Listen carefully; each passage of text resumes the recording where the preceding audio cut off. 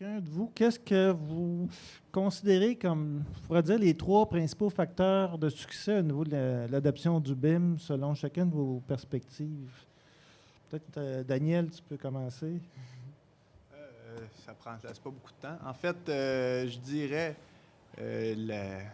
l'implication de la direction dans le choix, dans l'idéologie d'y aller pour ça, d'y aller all the way, puis pas reculer en arrière, parce que dans le fond, c'est un processus qui est définitif, à mon avis, qu'on ne reviendra pas ici dans 5 ans en disant finalement le BIM, ça a planté, puis on retourne à AutoCAD.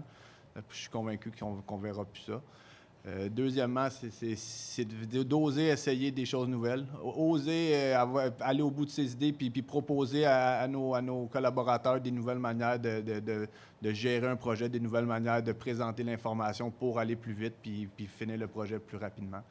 Puis finalement, je pense que si tout le monde met son énergie à promouvoir ces technologies-là, on va peut-être se faire entendre au niveau du plus gros donneur d'ordre au Québec, puis faire bouger les choses pour que justement les lois changent puis les exigences du gouvernement changent, parce que c'est ça un frein un petit peu à notre évolution en tant qu'industrie de la construction au Québec. Pierre?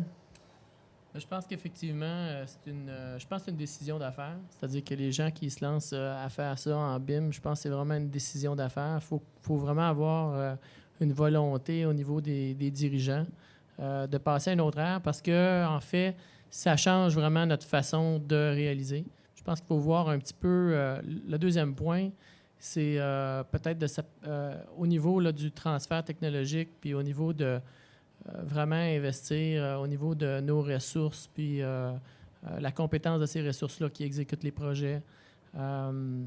Donc ça, je pense que ça, il faut mettre le temps et l'énergie pour appuyer ces gens-là. Puis il faut déjà s'attendre à ce que ça soit un investissement, en fait. Je pense que ça, c'est peut-être un des points. Là. Wissam? Oui. J'aimerais parler aussi d'investissement, d'inciter sur l'investissement. Il faut prouver à l'industrie que c'est rentable d'utiliser le BIM. On a des réductions, il y a une baisse des rencontres, des problèmes encourus, des réclamations, des contestations de la qualité. Donc, tout ça, ça va être des situations de gagne-gagne pour le propriétaire et l'entrepreneur. De notre côté, il faut produire plus d'études de cas pour expliquer nos techniques, plus de trucs, pour que les gens viennent qu'à comprendre que c'est pas seulement de la théorie, c'est quelque chose qu'on met en œuvre et et que ça vaut la peine d'investir dans la formation.